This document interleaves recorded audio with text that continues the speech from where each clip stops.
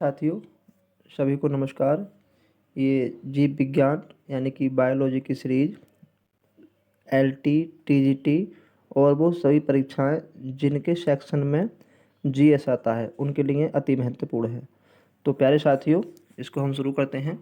और पहला प्रश्न दिया है, जीवन की सबसे छोटी इकाई कौन सी है।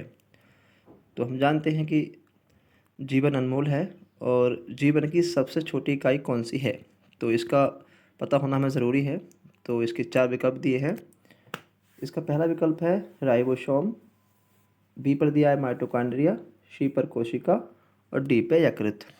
तो जीवन की संरचनात्मक एवं क्रियात्मक इकाई को हम जो कहते हैं वही इसका आंसर है, अर्थात जीवन की सबसे छोटी इकाई है कोशिका। तो इसका सही विकल्प हुआ सी। कोशिका के अध्ययन को हम साइटोलॉजी कहते हैं। विकल्प ए पर दिया है राइबोसोम, और राइबोसोम्स को हम प्रोटीन की फैक्ट्री कहते हैं। बी पर दिया है माइटोकॉन्ड्रिया, और माइटोकॉन्ड्रिया को हम पावर ऑफ द सेल कहते हैं, मतलब मानव शरीर का बिजली घर कहते हैं। और डी पर दिया है यकृत, जिसको हम रासायनिक प्रयोगशाला भी कहते हैं, chemical lab of the body.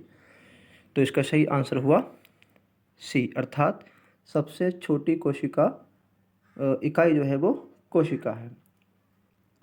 हम जानते हैं कि अगर सबसे बड़ी कोशिका की बात करें तो वो शुतुरमुर्ग का अंडा है, और सबसे छोटी कोशिका होती है माइकोप्लाज्मा। तो इसका सही आंसर हुआ कोशिका, मतलब सबसे छोटी इकाई कोशिका है। आगे बढ़ते हैं मित्रों। क्वेश्चन नंबर 2 है, कोशिका की खोज किसने की थी। प्यारे साथियों, इसमें प्रिंटिंग में थोड़ा मिस्टेक है, उसे ठीक कर लेते हैं। प्रश्न ये है जीवित कोशिका, तो यहाँ पे हमें जीवित कोशिका लिख लेना है, जीवित सेल अर्थात जीवित कोशिका। तो इसका प्रश्न ये हो गया कि जीवित कोशिका की खोज किसने की थी। अब इसके विकल्प आपके सामने हैं। विकल्प ए पर दिया है रॉबर्ट ब्राउन, और बी पर दिया है एंटोनी लियोनहॉक, और सी पर दिया है पैलेट, और डी पर शिवेंडा।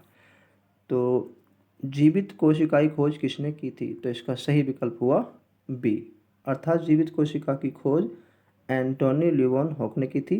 अगर कोशिका की बात करें तो मृत कोशिका की खोज सबसे पहले 1665 ईस्वी में रॉबर्ट हुक ने की थी। उन्होंने बोतल की कॉर्क में छोटी छोटी कुछ स्ट्रक्चर को देखा था, जिनको कि उन्होंने कोसा नाम दिया था, और उसके बाद में 1674 में एंटोनी लियोनहॉक ने जीवित कोशिका की खोज की। तो इसका सही विकल्प हुआ बी। और रॉबर्ट ब्राउन ने जो है केंद्रीय खोज की थी, पैलेट ने राइबोसोम्स की, और शिवेंडा ने माइटोकॉन्ड्रिया की। तो आगे बढ़ते हैं साथियों। नेक्स्ट क्वेश्चन है, ब्लड बैंक कहलाता है बॉडी के कौन से ऑर्गन को हम ब्लड बैंक कहते हैं। विकल्प ए पर दिया है यकृत, बी पर दिया है अग्नाशय, सी पर दिया है प्लीहा, और डी पर दिया है थायराइड।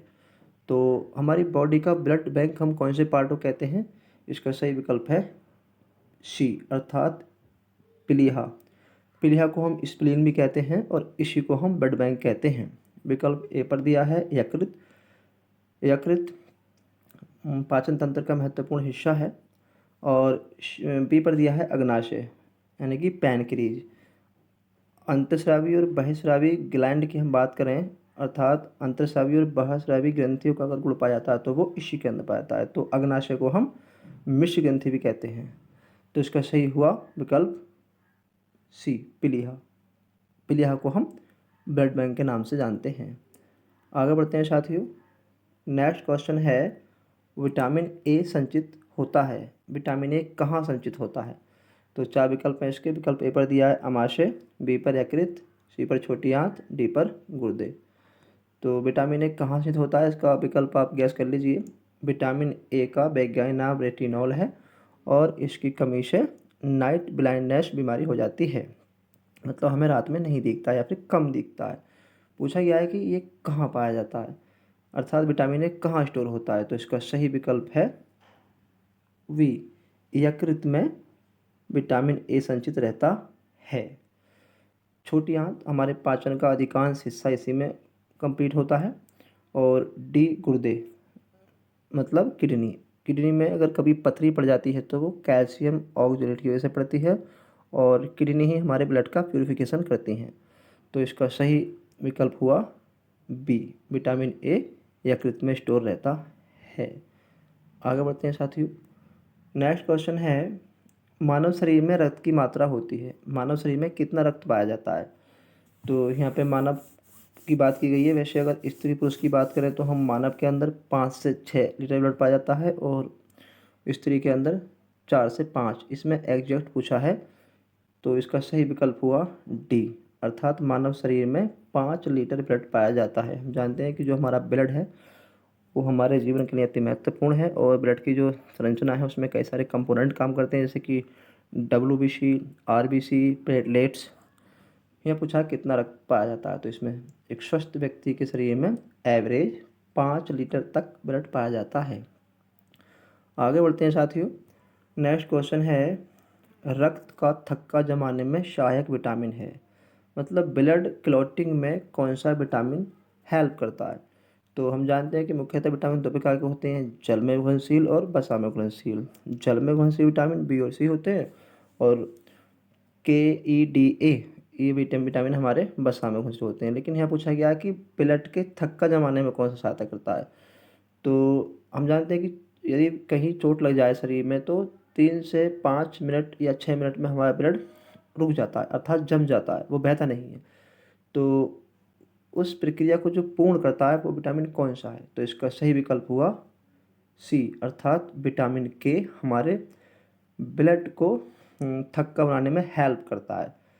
और ये पर दिया है विटामिन बी। बी अपने आप में कॉम्प्लेक्स है जिसके अंदर B1, B2, B3, B4, B12 तक विटामिन पाए जाते हैं। B1 को हम थायमीन कहते हैं और इसकी कमी से बेरी बीमारी हो जाती है। विटामिन सी का जो नाम है वैज्ञानिक वो एस्कॉर्बिक एसिड है और इसकी कमी से स्कर्वी हो जाता है। और डी पर दिया है विटामिन डी जो कि सूर्य की किरणों से पाया जाता है और इससे बच्चों में रिकेट नामक बीमारी हो जाती है। तो इसका सही विकल्प हुआ सी। आगे बढ़ते हैं साथियों।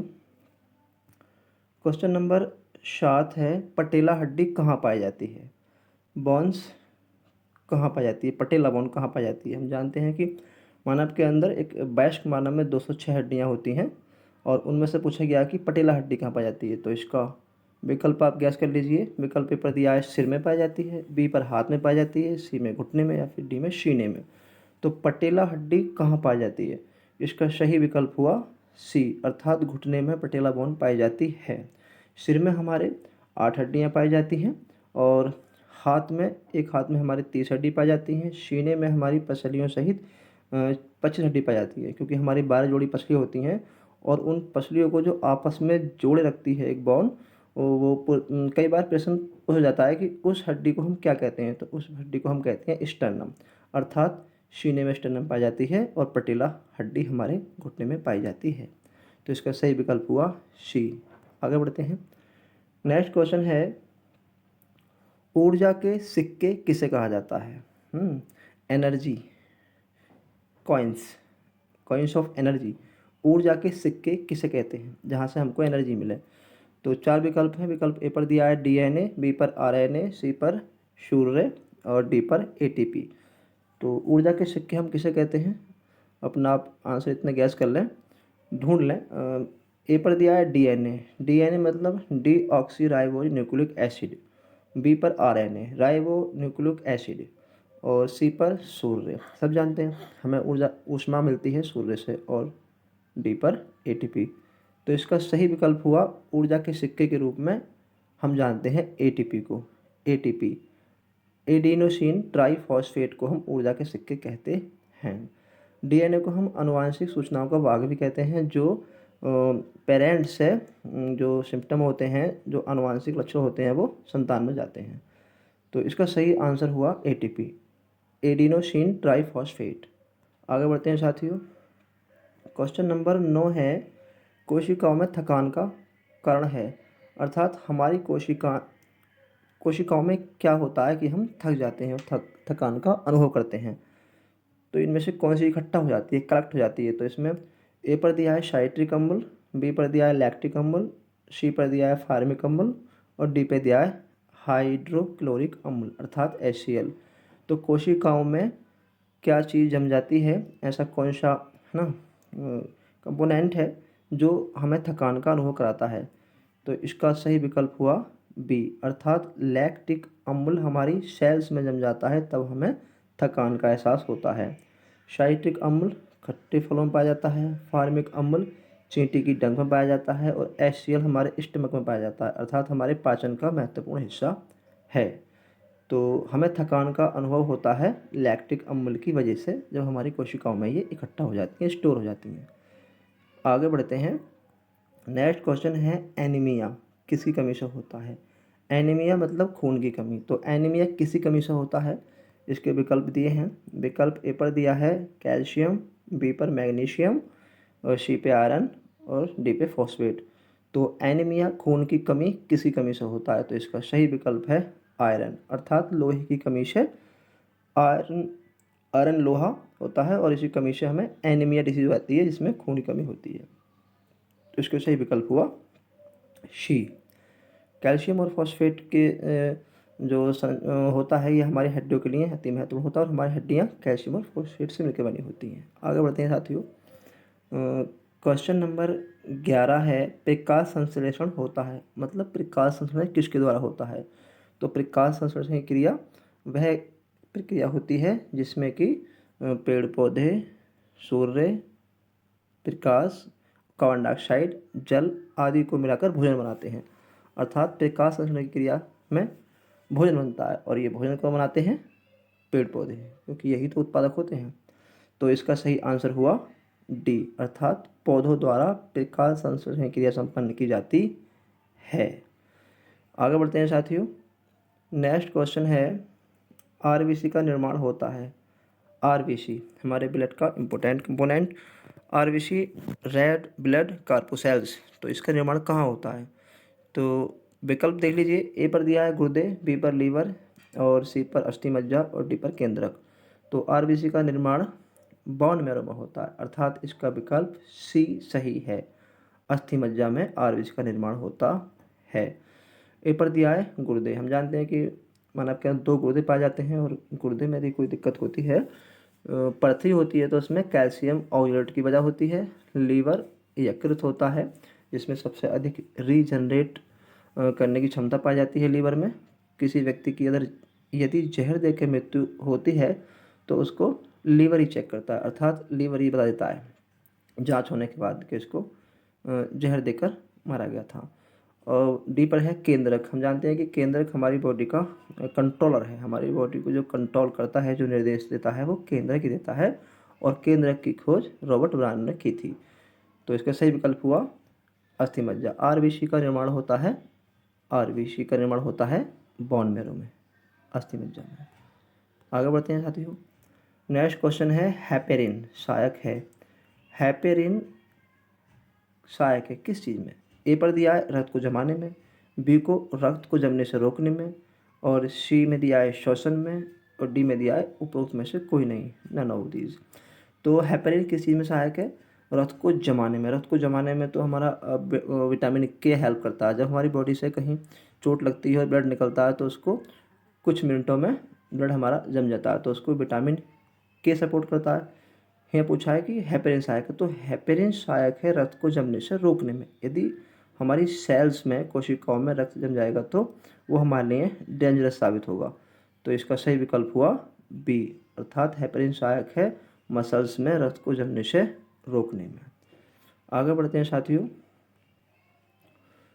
क्वेश्चन नंबर 14 है कान सहायक होते हैं हमारे ईयर्स। हम जानते हैं कि हमारे कान किस चीज़ में सहायक होते हैं। हमारे कान में 3 हड्डियां होती हैं, 3 इस कान में और 3 दूसरे कान में। और पूछा गया है कि और कान में सबसे छोटी हड्डी पाई जाती है हमारी स्टेपीज। तो एक कान में हड्डी होती हैं 3, मिश के नाम से जानते हैं इसको हम, मिश, MIS, अर्थात मैलियस, इनकस और स्टेपीज। तो सबसे छोटी जो हड्डी होती है वो होती है स्टेपीज। पूछा गया है कि कान का फंक्शनिंग क्या है। तो कान का जो कार्य है वो संतुलन बनाना है, सुनना है, या फिर दोनों, या फिर में से कोई नहीं। तो कान सहायक होते हैं हमारे सुनने में भी, और सुनने में भी सहायक होता है कान हमारा, और संतुलन बनाने में। तो इसका सही आंसर हुआ विकल्प सी। आगे बढ़ते हैं साथियों। नेक्स्ट क्वेश्चन है, मनुष्य की लार में पाया जाने वाला एंजाइम है। मनुष्य की लार में कौन सा एंजाइम पाया जाता है?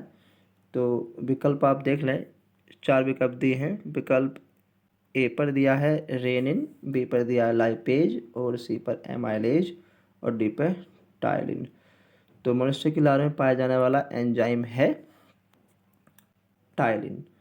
पहले साथियों, इसका सही आंसर हुआ डी, अर्थात टायलिन मनुष्य की लार में पाया जाता है, जो पाचन में महत्वपूर्ण भूमिका निभाता है। इसका सही जो विकल्प है वो डी सही है, और इसमें ये टॉय नहीं है, टाय है, टायलिन। पहले साथियों, ये क्विज आपको कैसी लगी इसको अवश्य बताएं कमेंट के माध्यम से, और चैनल को सब्सक्राइब और लाइक अवश्य कर लें। Thank you.